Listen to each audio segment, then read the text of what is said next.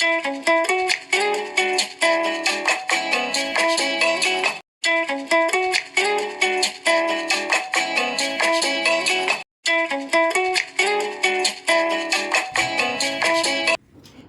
உறவுகளே, இன்றைக்கி நம்மளோட கிராண்ட் நோஃபல் ரெசிபியில் மட்டன் எலும்பு குழம்பு எப்படி செய்கிறதுன்னு பார்க்கலாம்.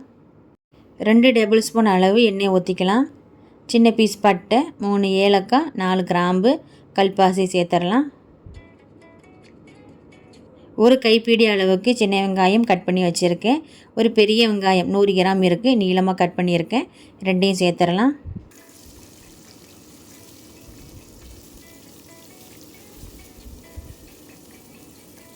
நல்லா வதக்கி விட்டுறலாம்.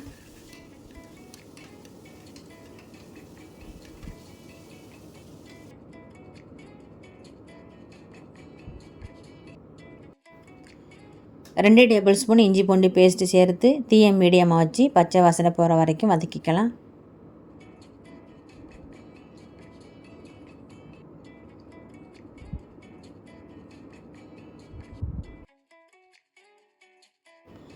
பொடியாக நறுக்கின 2 பெரிய தக்காளியை சேர்த்து நல்லா மசியாக வதக்கிக்கலாம்.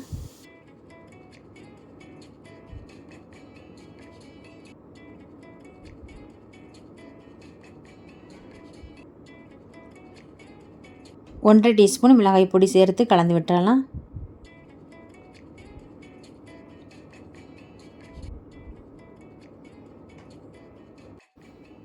மூணு ஃபுல் டீஸ்பூன் குழம்புத்தூள் சேர்த்துடலாம்.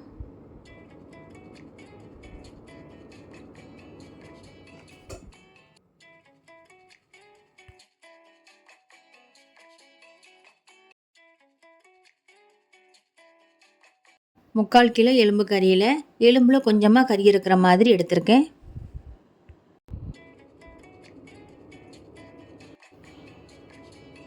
ஆறுலேருந்து 7 இலை புதினாவை பிச்சு போட்டுறலாம். கொஞ்சமாக மல்லி இலையும் போட்டுறலாம். நம்மளோட சுவைக்கு தக்கன உப்பு சேர்த்து மசாலாவோட எலும்பு கறியை நல்லா மிக்ஸ் பண்ணி விட்டுறலாம்.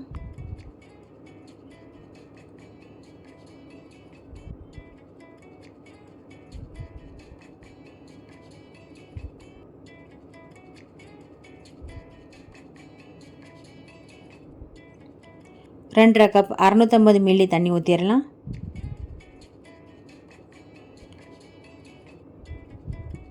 ஒருக்க நல்லா கலந்து விட்டு லைட்டாக கொதிச்சதும் மூடி விசில் போட்டுடலாம்.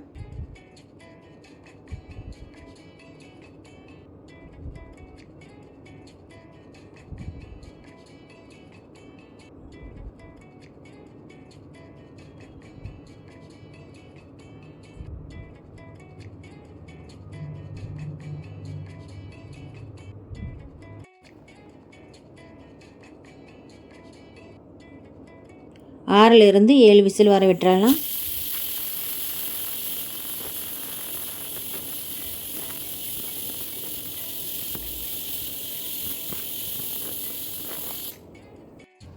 குழம்புக்கு தேங்காய் அரைச்சி எடுத்துக்கலாம். பாதி மோரி தேங்காயில் 3/4 வாசி அளவுக்கு எடுத்திருக்கேன். 70 கிராம் இருக்குது. தண்ணி ஊற்றி நல்லா நைஸாக அரைச்சிட்டு வந்துடலாம்.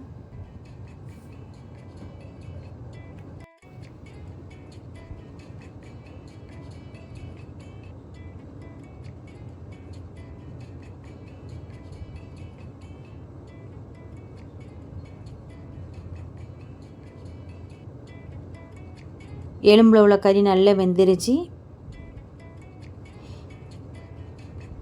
1/4 டீஸ்பூன் கரம் மசாலா சேர்த்துடலாம்.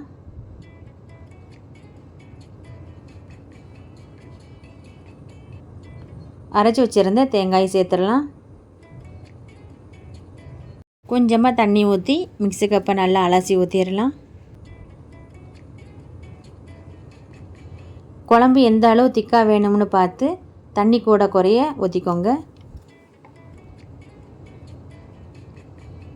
7லேருந்து 8 நிமிஷம் வரை கொதிக்க விட்டுறலாம்.